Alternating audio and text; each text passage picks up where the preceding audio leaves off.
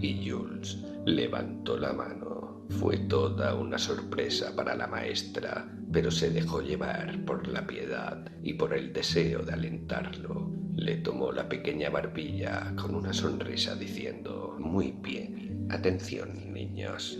Jules nos va a leer su composición». Jules se puso de pie, excitado. El papel le temblaba en las manos y leyó: «Mi ambición, por Jules Drácula». La sonrisa de la maestra se desvaneció. «Cuando crezca, quiero ser vampiro».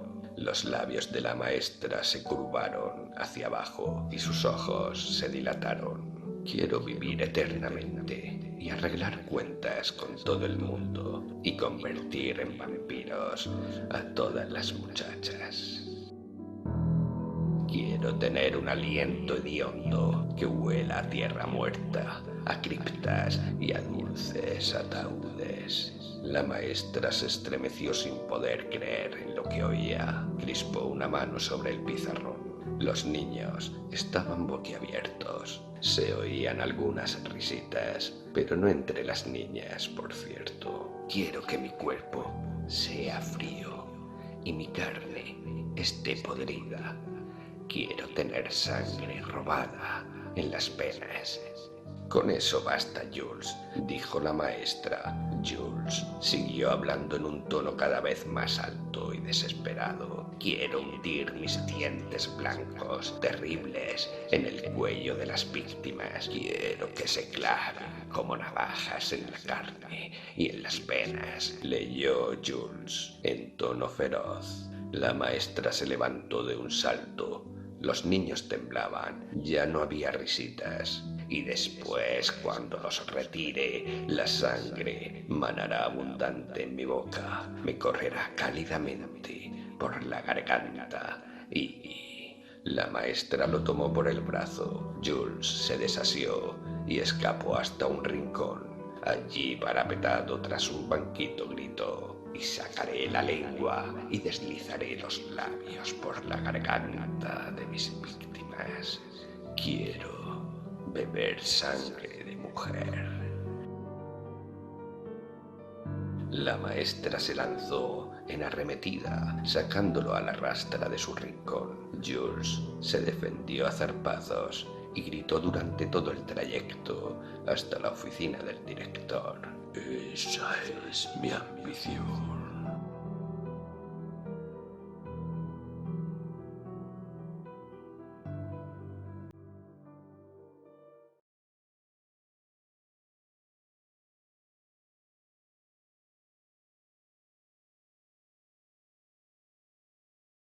El muerto viviente.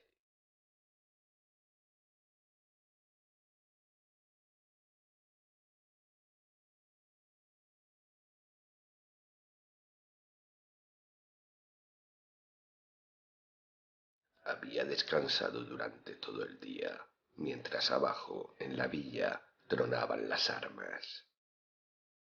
Entonces, cuando comenzaban a cernirse las sombras oblicuas de la noche y los ecos del combate se atenuaban hasta casi desaparecer, supo que había llegado la hora. El avance americano concluyó con el cruce del río. Los ocupantes tendrían que retirarse y él seguiría a salvo. En las ruinas del castillo que se alzaba sobre la villa, en la colina rodeada de bosque, el conde Barsac salió de la cripta. El conde era alto y delgado, cadavéricamente delgado, apropiadamente delgado. Su cara y sus manos tenían la palidez de la cera. Su cabello era negro, pero no tanto como sus ojos y las cuencas que lo rodeaban. Su capa era también negra, y solo el rojo de sus labios ponía un toque de color en su figura cuando esbozaba una sonrisa. Ahora sonreía precisamente porque había llegado el crepúsculo, la hora de iniciar su juego. El nombre de ese juego era muerte. juego que el conde había practicado en numerosas ocasiones. Había actuado en el Gran Guignol de París bajo el nombre de Eric Caron, obteniendo cierta reputación por sus interpretaciones de papeles bizarros. Cuando estalló la guerra, vio llegada la gran oportunidad de poner en práctica su juego favorito. Desde mucho antes de que los alemanes tomaran París, había trabajado en ello, también en las sombras, para deleitarse en la interpretación de sus papeles. Como actor, era impagable. Se disponía a representar su último papel, pero no en el escenario, sino en la vida real. Un papel sin el artificio de las luces, sino en la más cierta oscuridad, para convertir en realidad el sueño del actor. Ya tenía dónde llevarlo a cabo. Es muy sencillo, había dicho a sus superiores alemanes. El castillo de Barsac está deshabitado desde la Revolución y los campesinos de la región apenas se atreven a acercarse siquiera de día. Por esa leyenda, óiganlo bien, según la cual el último conde de Barsac era un vampiro.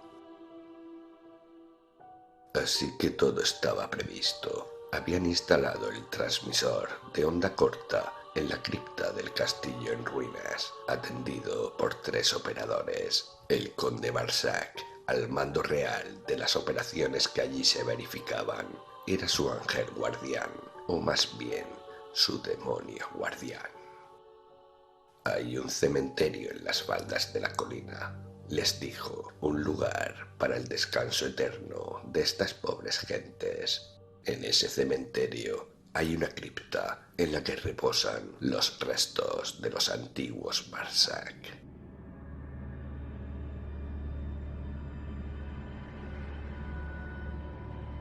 Debemos abrir la cripta, abrir igualmente el ataúd del último conde y mostrar a esas gentes ignorantes que está vacío. Así nos aseguraremos de que ninguno de ellos se atreva a acercarse ni al cementerio ni al castillo, pues eso probará que la leyenda es cierta. Creerán que el conde Barsac es un vampiro y vaga por ahí una vez más. ¿Y qué ocurrirá si son escépticos? Si hay entre ellos alguien que no crea en esas cosas, le preguntaron. Tuvo rápido la respuesta. Lo creerán firmemente. Yo soy el conde Barsac y saldré a demostrárselo. Después de que lo vieran maquillado y con su capa, como dispuesto a salir a la escena, no tuvo más preguntas. El papel era suyo y estaba dispuesto a representarlo bien. El conde asentía complacido de sí mismo mientras subía las escaleras del castillo, en cuya techumbre las telarañas velaban el radiante fulgor de la luna. Pero estaba a punto de bajarse el telón. Si el avance americano barría las defensas de la villa que se extendían bajo el castillo, habría que rendirse a la evidencia y buscar una nueva salida. Todo tenía que estar previsto, bien organizado. Durante la retirada alemana se les habían encontrado otros usos al cementerio. Las obras de arte robadas por el mariscal Göring hallaron allí buen refugio, sobre todo con la cripta. Un camión aguardaba en el castillo para trasladarlas.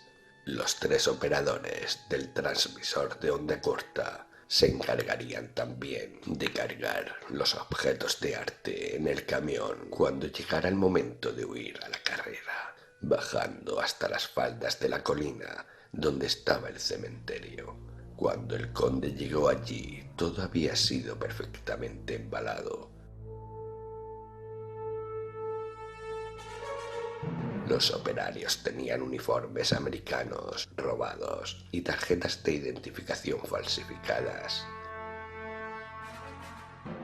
Con todo lo cual, esperaban atravesar las líneas del enemigo junto al río y reunirse con las tropas alemanas en retirada en un lugar previamente convenido. Nada podía dejarse a la improvisación. Cuando el conde algún día escribiera sus memorias. Pero no era el caso pensar en ello ahora. El conde alzó la vista para mirar a través de uno de los agujeros que presentaba la techumbre. La luna era llena, había que salir. Detestaba hacerlo de aquella manera, donde otros no veían más que polvo y telarañas. Él veía un escenario, el lugar donde llevar a cabo sus más grandes interpretaciones. Hacer el papel de vampiro no le había convertido en un adicto a la sangre, si bien, como actor, disfrutaba profundamente del sabor del éxito. Y aquí triunfaba. La despedida es un dulce dolor. Eso lo escribió Shakespeare. Escribió sobre fantasmas, sobre brujas, sobre apariciones sangrientas. Shakespeare sabía que su público, una masa estúpida, creía en esas cosas, igual que aún se cree hoy en todo ello. Un gran actor sabe cómo hacer que su público crea su papel. El conde iba a través de la penumbra hacia las puertas del castillo. Veía ya el sendero flanqueado por los grandes árboles, que parecían saludarle con una leve inclinación. Había sido allí, entre los árboles, donde había abordado a Raymond por la noche, unas semanas atrás. Raymond era su espectador favorito, un hombre respetable, de blanca cabellera, inteligente, el alcalde de la villa de Barsac. Pero nada de eso lo adornó aquella noche cuando se le apareció el conde, pues gritó, aterrorizado como una mujer, y salió corriendo. Probablemente Raymond andaba por allí espiando, pero se olvidó de todo cuando el conde le salió al paso entre los árboles. El alcalde era uno de los que había dado pábulo a los rumores según los cuales el conde había vuelto a las andanas. Junto a Claudette, el estúpido molinero había organizado una banda de asalto al cementerio para profanar la tumba de Barsac. Vaya susto el suyo cuando descubrieron que el ataúd del conde estaba vacío. En el ataúd no había más que polvo, pero nada más supieron. No supieron tampoco qué le había sucedido a Suzanne. El conde iba ahora por la orilla del arroyo. Aquí, otra noche, se encontró con la muchacha, la hija de Raymond, que amaba al joven Antoine. Antoine se había librado del alistamiento en el ejército a causa de la invalidez de una de sus piernas, pero no obstante corrió como un gamo en cuanto vio al conde embozado en su capa. Suzanne, para su desgracia, no pudo seguirle a igual velocidad. Su cuerpo quedó enterrado en el bosque, bajo un montón de piedras, sin que pudieran descubrirlo. Fue un incidente lamentable y doloroso.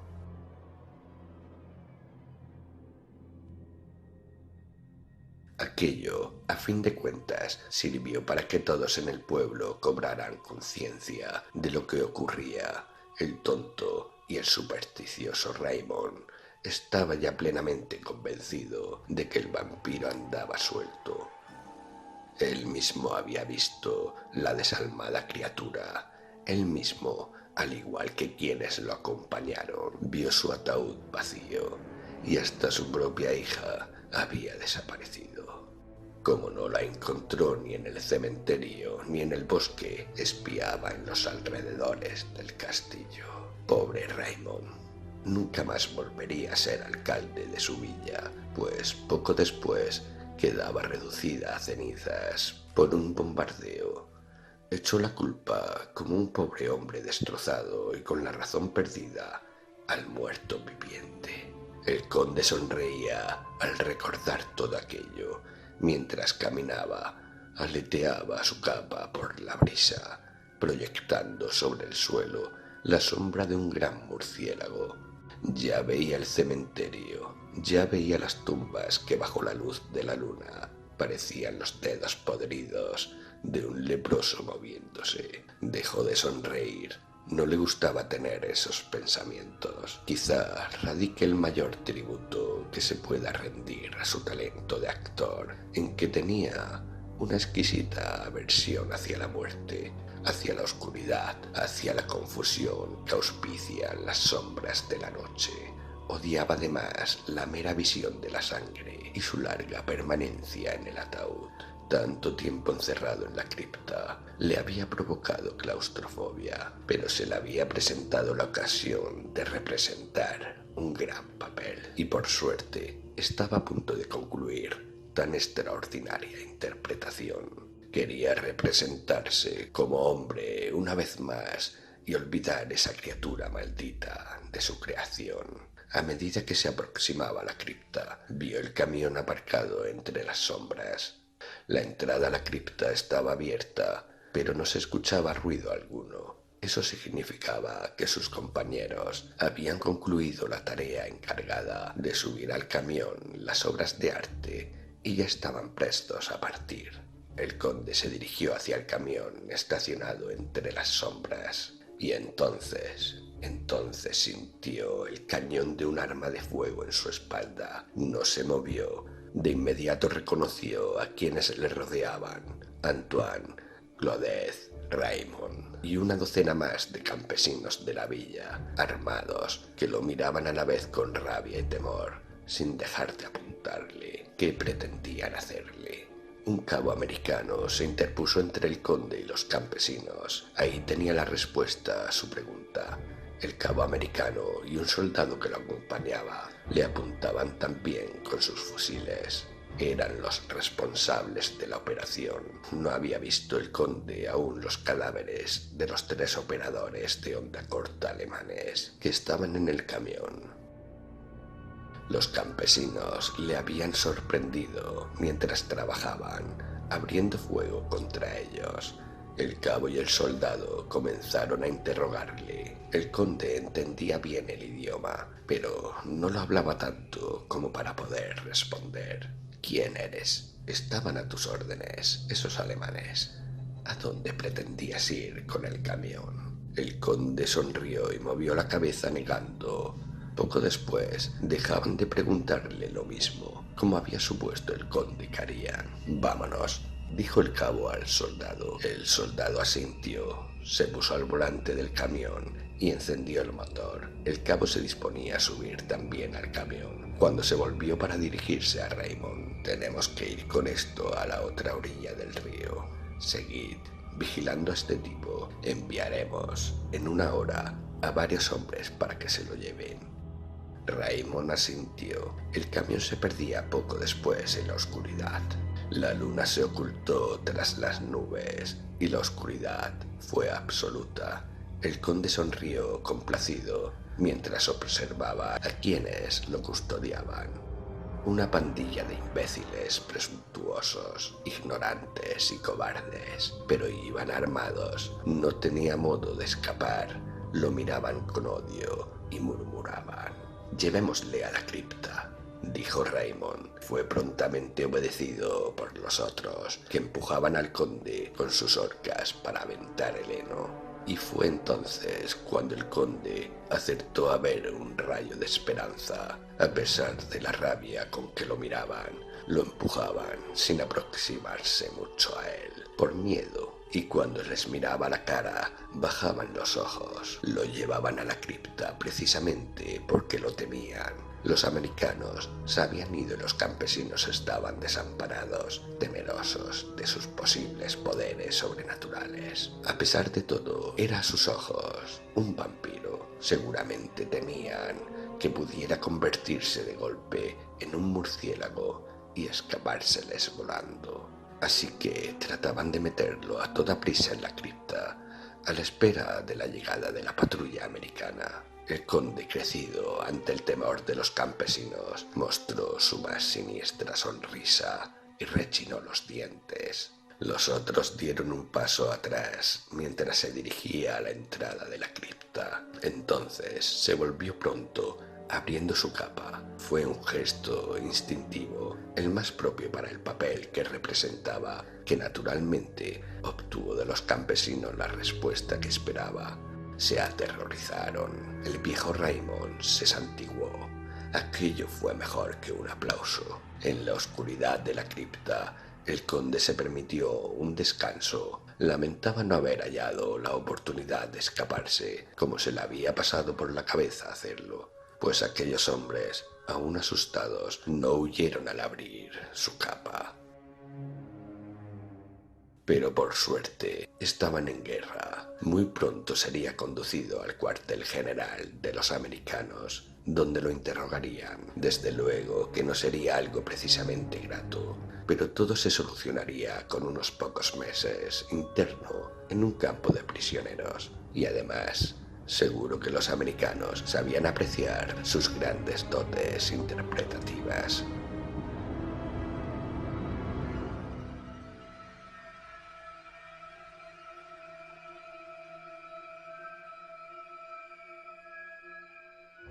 La cripta musgosa estaba oscura. El conde se movía por allí, ciertamente cansado. Sus rodillas tropezaron con su ataúd. Se le cayó la capa que llevaba anudada al cuello. Tenía ganas de salir de allí de una vez, de abandonar para siempre el papel de vampiro, un papel que había interpretado muy bien, pero del que ya estaba harto. Le llegó desde el exterior un ruido identificable, a medias un murmullo y a medias cualquier otra cosa, quizás unas astillas. El conde se dirigió a la puerta para pegar la oreja en ella y tratar de oír, pero pronto volvió a hacerse el silencio. ¿Qué harían aquellos imbéciles ahí fuera? Deseaba que los americanos llegasen cuanto antes. Además, comenzaba a sentir calor. ¿A qué se debía aquel silencio que siguió al ruido que no supo identificar? Quizás habían largado. Sí, eso era. Los americanos les habían ordenado que lo vigilasen, pero muertos de miedo se habían largado. Realmente lo creían, un vampiro. El viejo Raymond era quien más convencido estaba de eso, así que habían huido. Era libre, ya podía escaparse. El conde abrió la puerta de la cripta. Vio ante él al viejo Raymond y a los otros, que parecían esperarle. El viejo Raymond dio un paso al frente. Tenía algo en una mano. El conde lo reconoció al instante, de ahí aquel ruido como de astillas que había escuchado. Era una larga estaca de madera muy afilada. Entonces abrió la boca para gritar, para decirles que todo había sido una broma, que él no era un vampiro, que eran un atajo de imbéciles supersticiosos. Pero antes de que pudiera decir nada, lo empujaron violentamente al interior de la cripta, metiéndole después aún más violentamente en el ataúd para sujetarle de manos y pies, mientras Raymond ponía la bien afilada punta de la estaca en su pecho a la altura del corazón. En realidad, solo cuando la estaca comenzó a clavarse en él, interpretó debidamente el papel de vampiro.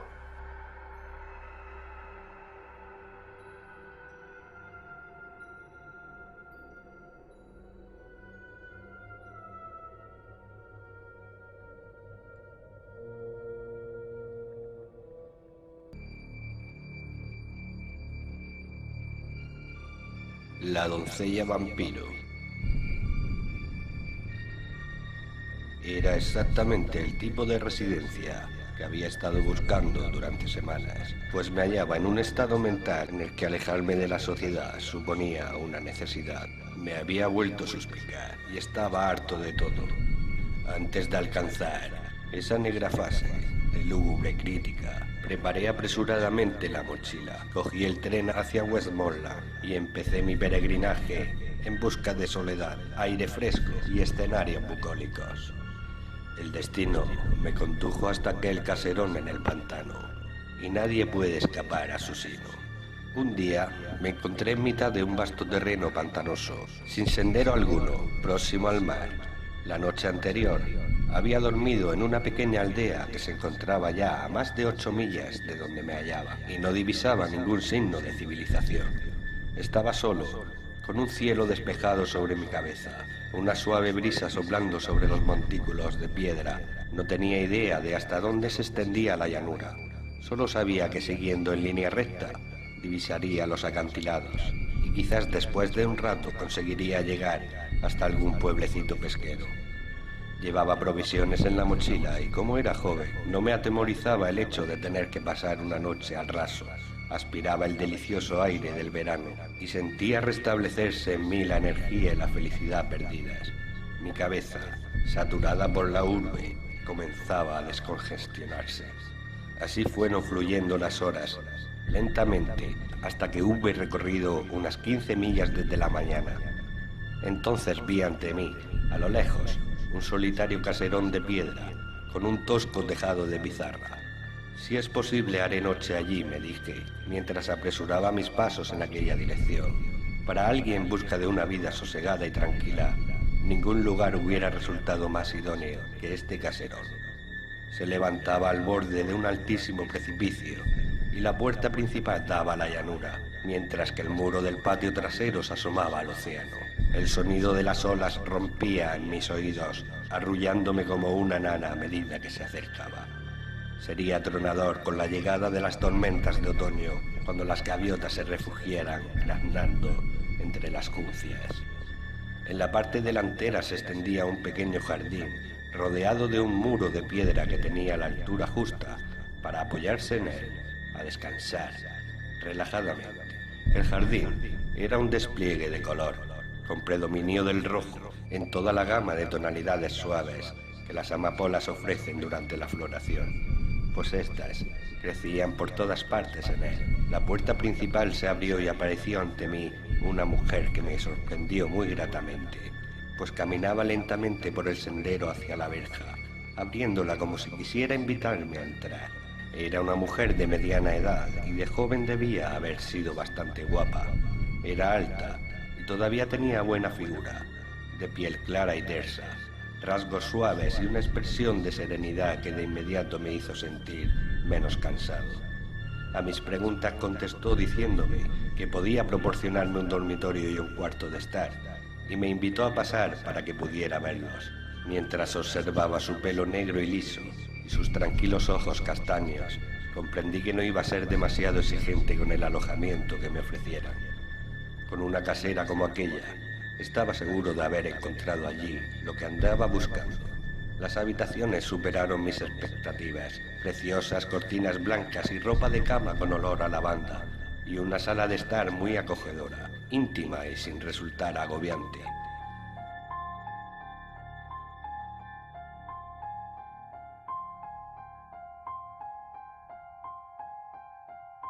Dando muestras de infinito alivio, dejé mi mochila y aproveché la ocasión que se me ofrecía. Era viuda y tenía una hija, a la que no vi el primer día, pues estaba indispuesta y se había recluido en su habitación, aunque al día siguiente se encontró algo mejor y pudimos conocernos. La comida era sencilla, así que encajaba a la perfección con mis necesidades. Exquisita leche y mantequilla con panecillos caseros, huevos frescos y tocino. Tras una copiosa merienda me retiré temprano, perfectamente satisfecho con la habitación que me habían asignado. Aun cuando cansado y feliz, no pasé buena noche. Extrañé la cama. Dormí desde luego, pero mi sueño estuvo poblado de pesadillas. Así que me levanté al día siguiente tarde y agotado. A pesar de ello, di un buen paseo por el paraje, que me restableció el ánimo, y volví con bastante apetito para desayunar. Se necesita cierta predisposición anímica y la conjunción de determinadas circunstancias para que incluso un joven se enamore a primera vista, como contó Shakespeare en su Romeo y Julieta. En la ciudad, donde me cruzaba con muchas caras bonitas al cabo del día, me demostré impasible en este sentido, pero en cuanto entré en el caserón después del paseo matutino, sucumbí inmediatamente a los misteriosos encantos de la hija de mi casera, Arianna Brunel. Se sentía algo mejor aquella mañana y con fuerzas para saludarme durante el desayuno, y en lo sucesivo seguimos comiendo juntos mientras fui su huésped. Arianna no era bella en el sentido estricto del término, pues su físico era lánguido y pálido en exceso. y su expresión demasiado severa para agradar a primera vista. En efecto, según me contó su madre, había estado enferma durante algún tiempo, lo que justificaba su estado general. Sus facciones eran irregulares, su pelo y sus ojos resultaban demasiado negros para aquella piel tan extrañamente lívida, y sus labios excesivamente rojos para alguien que no fuera protagonista de una de las decadentes ilustraciones de Audrey Beardsley. Mis fantasiosas ensoñaciones de la noche anterior y mi paseo matutino me habían predispuesto ya para caer embelesado ante esa joven enfermiza que parecía sacada de un grabado. La soledad de la llanura, el sonido del mar, habían inundado mi corazón de una melancólica añoranza.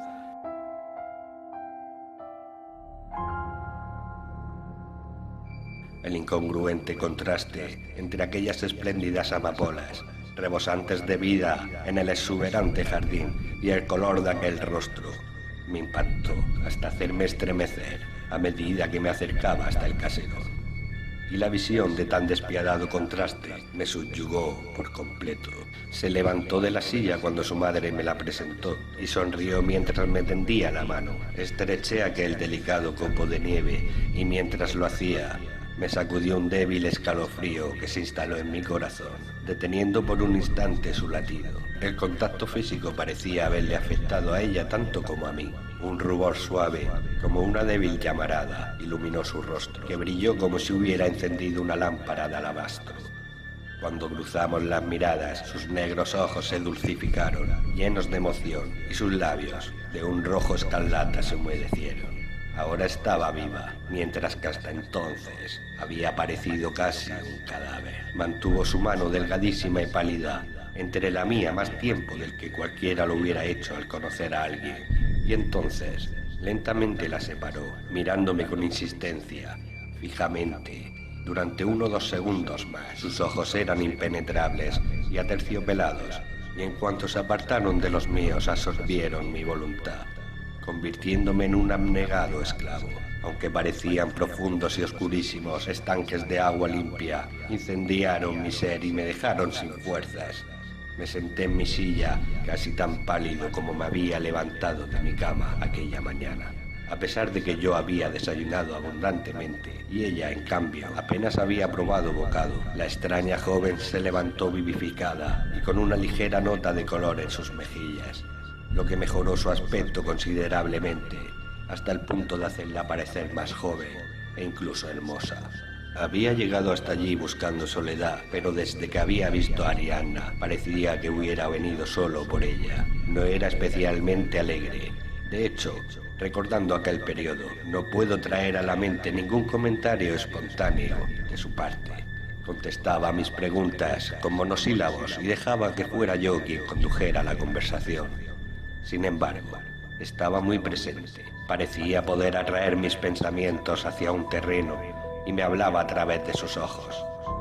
No puedo describirla con detalle, solo sé que desde que me miró y me tocó por primera vez, quedé embrujado y no pude pensar en nada más. Quedé poseído por una suerte de encantamiento fulgurante e incontrolable que me alienaba.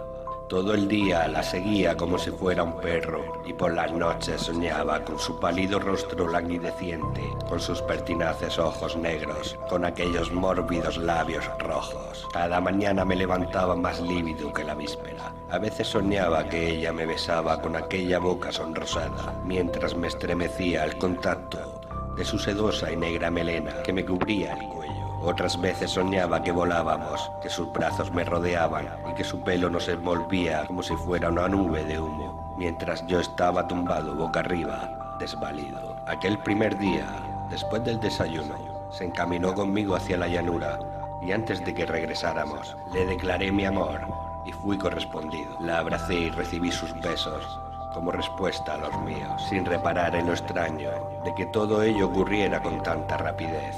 Ella era mía, o más bien yo era suyo. Sin titubeo alguno, le dije que era el destino el que me había traído hasta ella, pues no tenía dudas acerca de mis sentimientos, y ella respondió que yo la había devuelto a la vida.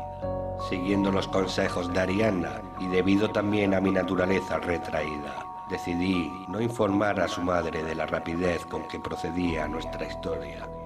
Si bien, aunque actuábamos con la mayor discreción posible, no me cabía duda de que la señora Brunel habría reparado ya en lo compenetrados que estábamos. Los amantes no se diferencian mucho del avestruz en su manera de negar las evidencias. No me atemorizaba la idea de pedir la mano de su hija a la señora Brunel, pues ella ya había puesto de manifiesto su devoción hacia mí y me había hecho algunas confidencias sobre su concepto de la vida y su propia situación en la sociedad. Y yo sabía, de hecho, que en lo que el estatus social se refería, no cabía objeción alguna a nuestro matrimonio. Vivían en aquel apartado lugar porque era beneficioso para su salud y no tenían servicio porque no querían mantener a nadie tan aislado del resto de la humanidad.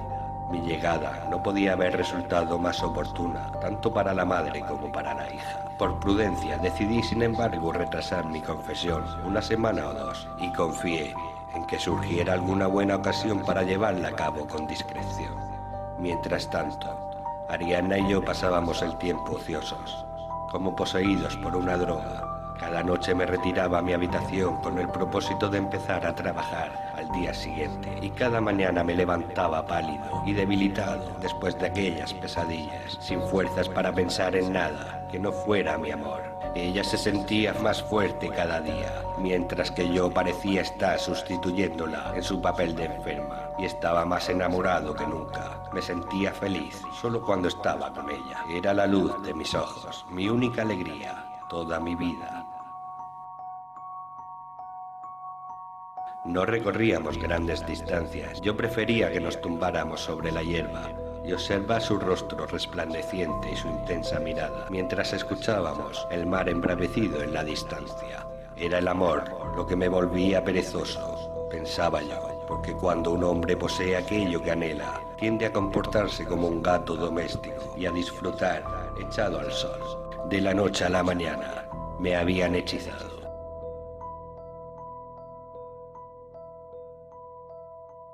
El hechizo se deshizo a igual velocidad, aunque hubo de pasar tiempo hasta que el veneno quedó erradicado por completo de mi sangre. Una noche, unas 2 semanas después de mi llegada al caserón, acababa de regresar de un agradable paseo a la luz de la luna con Arianna. Hacía una buena temperatura y había luna llena, así que dejé la ventana de mi dormitorio abierta para que pasara el aire. Me sentía más cansado que de costumbre y solo tuve fuerzas para quitarme las botas y el abrigo antes de desplomarme, agotado, sobre la colcha, y casi al instante me quedé dormido sin probar la infusión que cada noche encontraba sobre la mesa y que hasta entonces había bebido siempre con avidez. Tuve un horrendo sueño aquella noche. Creía haber visto entrar por la ventana, volando, un murciélago monstruoso, con el rostro y la melena de Arianna.